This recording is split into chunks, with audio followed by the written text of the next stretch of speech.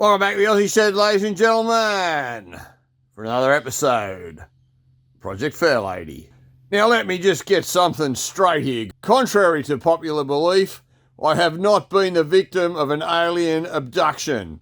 I merely have got myself another job where I currently don't have the capacity to devote any time to making YouTube videos. I know, hopefully I'll get that time back at some point and I'll be able to put a bit more time into doing this sort of stuff. But at the moment, I've been focusing on my new job and trying to get a bit of coin set aside to spend on the Fairlady.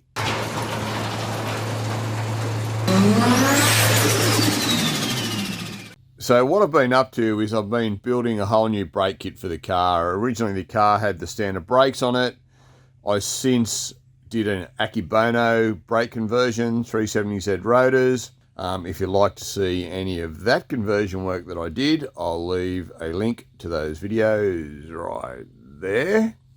But for now, I've decided to change the brakes again. So this is my third set of brakes on the car, without the car ever being on the road, which a lot of you will probably find a bit silly. And the main driving force for this was I was unsure what I was going to be doing with my wheels originally. And for those of you who've been watching the channel, you would know that I recently put together a custom set of wheels for the car using the centers that were on the car when I bought it. I've just stepped up in rim size, etc., and just squeezed every millimetre of room I could to get the biggest tyres I can fit under the car. But the issue with doing that has been that the wheels that I've got, or the centres that I use, don't have a huge amount of brake caliper clearance.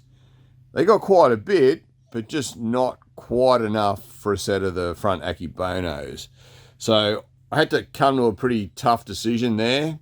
I'm going to have to ditch the Akebono brake caliper conversion, and I'd already bought all the stuff beforehand, so I had it all here to kind of do. But yeah, it was a bit of a tough decision because there's nothing wrong with the Akebono brakes. I think they're absolutely fine and fabulous, but they're just a little bit too fat. Like they're a very fat caliper, and that really is the problem when you don't have a lot of wheel clearance.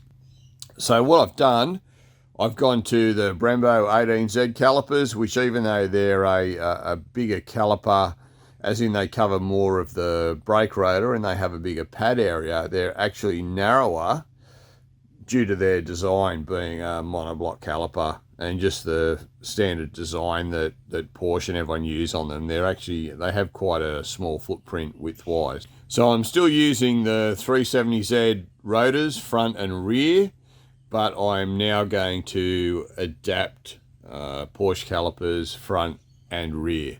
I know there are commercially available adapters to fit 18Z calipers on Z32s, but to put it bluntly, they're not my cup of tea. And I know everyone who's got them, a lot of people do, particularly in the US. More power to you, that's great and everything, but from an engineering standpoint here in Australia, there's no way in hell you'd get those things engineered in this country to be road legal.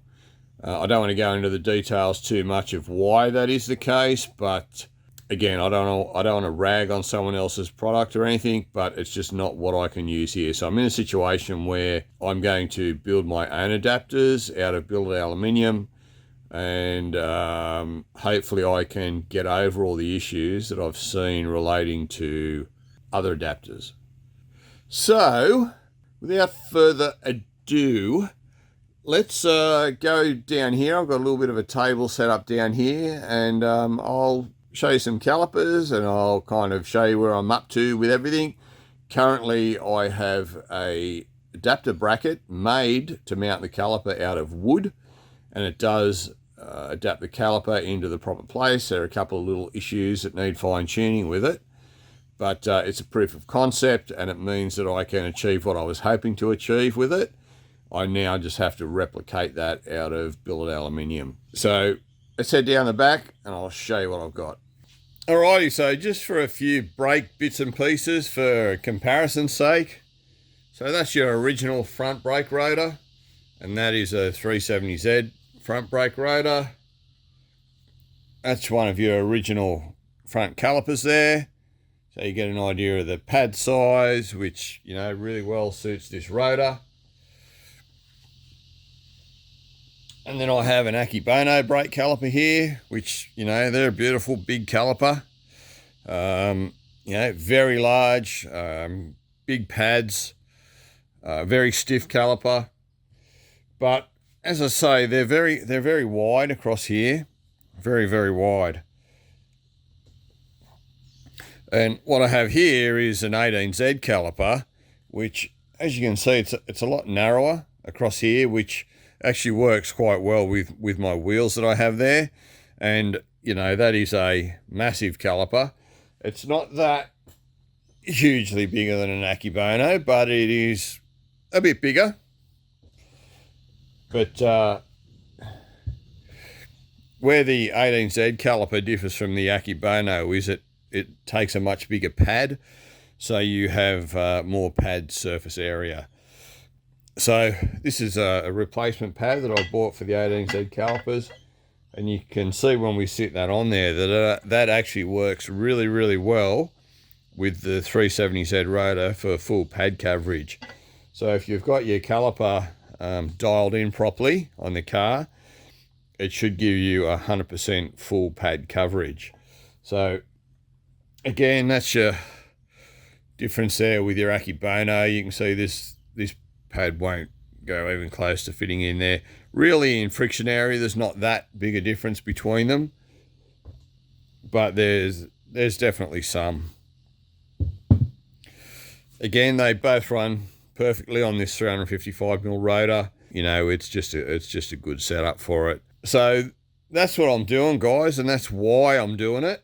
Again, it's really just for wheel clearance on the front. I would have been happy with the Akebonos. There were some issues with running the rear Akebonos. I didn't like having to chop out the center of the caliper to fit the rears on. Not that I believe that is really sort of a structural issue, but not something I really wanted to do. So I've actually come up with a much better solution than that I think you guys will be very happy with once we get to that point of it. So let's have a bit of a look at where I'm up to with it now. So currently I have a wooden bracket made here. I made this on the mill. It's pretty accurate. It's a bit rough because I was just, you know, not wanting to spend a huge amount of time on it because, yeah, it's time consuming. Any kind of prototype work is really time consuming. But that's basically what I've ended up with. And I've got a big piece of billet there. And hiding somewhere in that is one of these. I've just got to work out how I can get it out. So I'll head to the mill. We will throw this in. We'll square it up. We'll do a bit of work. I won't show you too much machining because it's pretty boring, but I will show you a little bit of how we get one of these out of one of those. Alrighty, let's do some of that.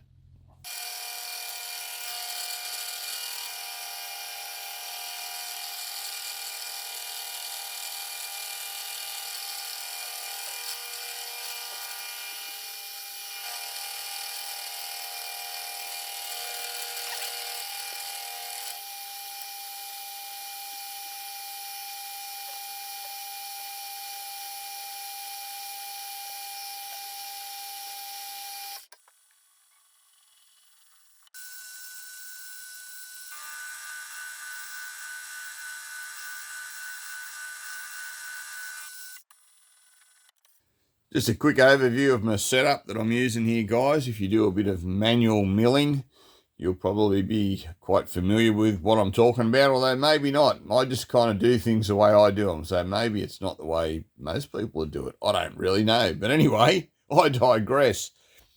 So I'm using a rotary table with a platen that I made mounted on the top of that, and then I've got a jig mounted on the top of that has pinholes set out at various measurements throughout the thing. And what it allows me to do is to cut all these curves, you know, depending on how far I am away from the center point.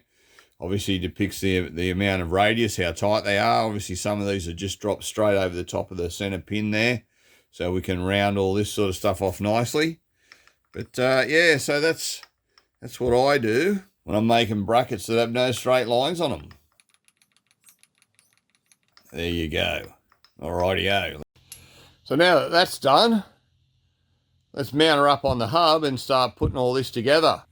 So I have some new flanged 10.9 zinc plated high tensile bolts, and this will all mount together in the same way that your factory Nissan caliper mounts on.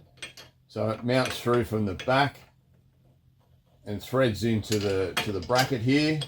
So there's no need for any nuts or anything like that. So it's a very, very simple installation method. It just means that there's none of that frigging around. And as I say, there's no way an engineer here is going to pass something that's put together with nuts and bolts, just due to the fact that that kind of arrangement is prone to coming loose,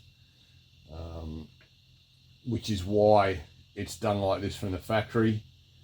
And really that's what you need to look to when you're trying to make something or remanufacture something. You really should look towards the way that the factory built it, and then try to duplicate or simulate that yourself, because they generally do everything to best practices. As I say, just like this. So once the bracket is bolted into position, again we just tension this up at the back. We use the factory Z32 torque spec on these bolts. So that's our bracket mounted on there. That's what it looks like.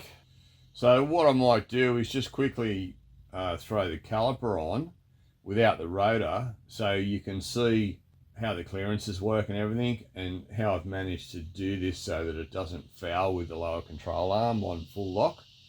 So I'll grab a caliper and I'll throw it on. So again, just like the factory application on the Cayenne that these calipers came from, they bolt in the same way. There's no modifications required to the caliper at all. It just fits, it all sort of just fits up perfectly. What I'm going to try and show you, I'll take the camera in the back once I get this bolted up, and I'll show you how all the clearances work. So I know that's a big thing that people complain about a lot with the other kits that are out there. And you may think that having an issue only when the suspension's on full droop isn't really that big a deal, but kind of is if you're in an emergency and the car gets kind of half launched, all the weight's off the wheels, you're trying to go full lock to get the car under control for when it lands back on the ground or whatever. You can't achieve that, or you pull the car into that position, or the car's in a full lock position and then the wheels come up and it can actually jam the wheel in that position. It's just not best practice, and not a good situation to have. Like if you've got an issue with stuff fouling and jamming up on something, mate, do what you like, but it's not really for me.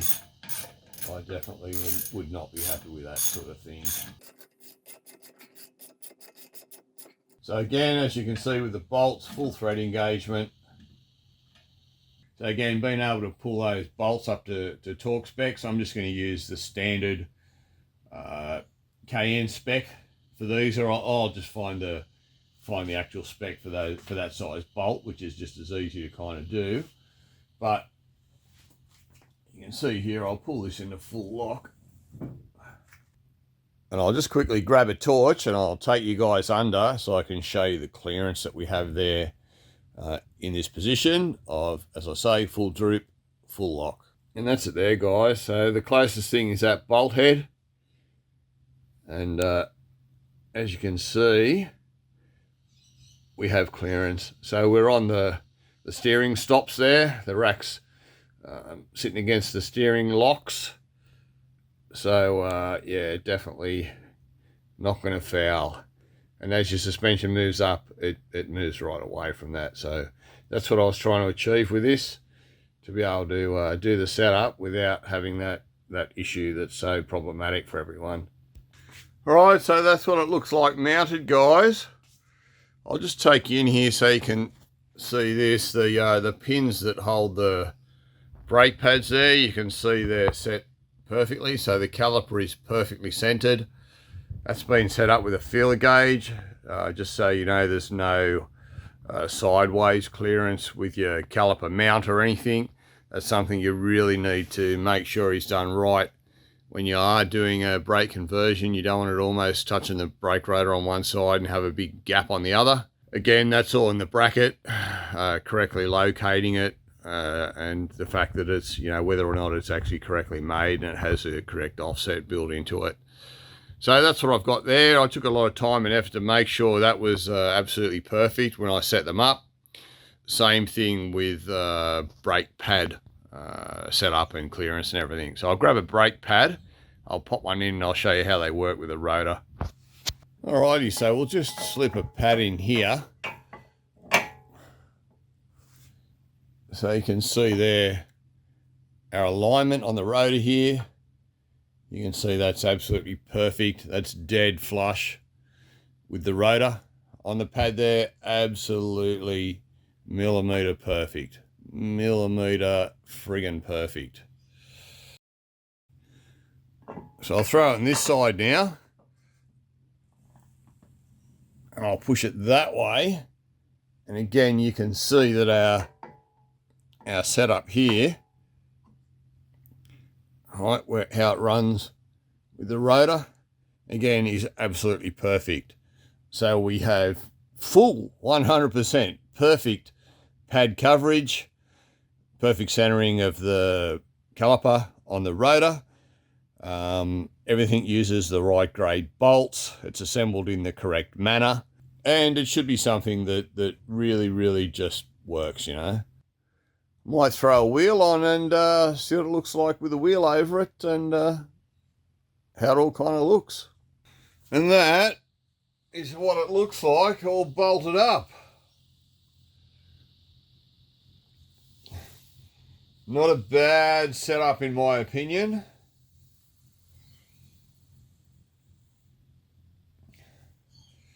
So, currently we're sitting in epoxy primer. I'll get the rears done now, and we'll start to get some colour. I've already got some decals organised for them.